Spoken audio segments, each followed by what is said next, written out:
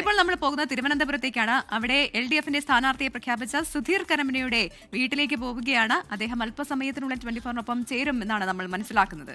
Jibin JB ഉണ്ട് വിവരങ്ങൾ നൽകാനായി. ജിബിൻ, അല്പസമയം മുമ്പ് അദ്ദേഹത്തോട് സംസാരിച്ചപ്പോൾ നിലവിലിപ്പോൾ പ്രതികരിക്കേണ്ടതില്ല, പക്ഷേ ആ സീറ്റിനെ കുറിച്ച്, ആ സ്ഥാനാർത്ഥിത്വത്തെ കുറിച്ച് അദ്ദേഹം അത് നിരസിക്കുന്നൊന്നുമില്ല. LDF കൺവീനർ പറയുമെന്നാണ് പറയുന്നത്. അവിടെ ഉണ്ടോ അദ്ദേഹം?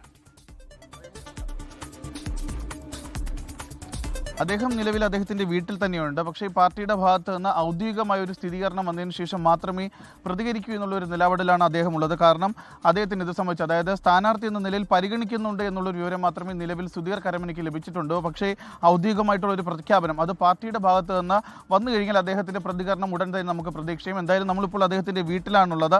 ഒരു നിർണായകമായ അല്ലെങ്കിൽ ഒരു പെട്ടെന്ന് ഉണ്ടായ ഒരു തീരുമാനമാണ് ഈ സുധീർ കരമന എന്ന് പറയുന്ന സ്ഥാനാർത്ഥിത്വത്തിലേക്ക് എത്തിയിരിക്കുന്നത്. കാരണം നേരത്തെ പറയുന്ന പോലെ അദ്ദേഹം ഇപ്പോൾ സിനിമയുമായി ബന്ധപ്പെട്ട തിരക്കിലായിരുന്നു. 20 വർഷത്തോളം കാലം വെങ്ങാനൂർ ഗവൺമെന്റ് സ്കൂളിൽ ആയിരുന്നു അദ്ദേഹം സേവനം അനുഷ്ഠിച്ചുകൊണ്ടിരുന്നത്. അവിടെ നിന്നാണ് ഇപ്പോൾ വോളണ്ടറി റിട്ടയർമെന്റ് എടുത്ത ശേഷം അദ്ദേഹം കൂടുതൽ സിനിമകളിൽ സജീവമായി കൊണ്ടിരിക്കുകയും ചെയ്യുന്നത്.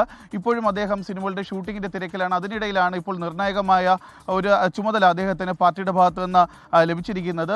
തിരുവനന്തപുരം മണ്ഡലത്തിൽ LDFന്റെ സ്വതന്ത്ര സ്ഥാനാർത്ഥിയായി മത്സരിക്കാനുള്ള ഒരു നിർദ്ദേശമാണ് പാർട്ടിയിൽ നിന്ന് അദ്ദേഹത്തിന് ലഭിച്ചിരിക്കുന്നത്. അതിന്റെ ഒരു ഔദ്യോഗിക കൺഫർമേഷൻ കൂടി മാത്രമേ ഇനി അദ്ദേഹത്തിന് ലഭിക്കാനുമുള്ളൂ.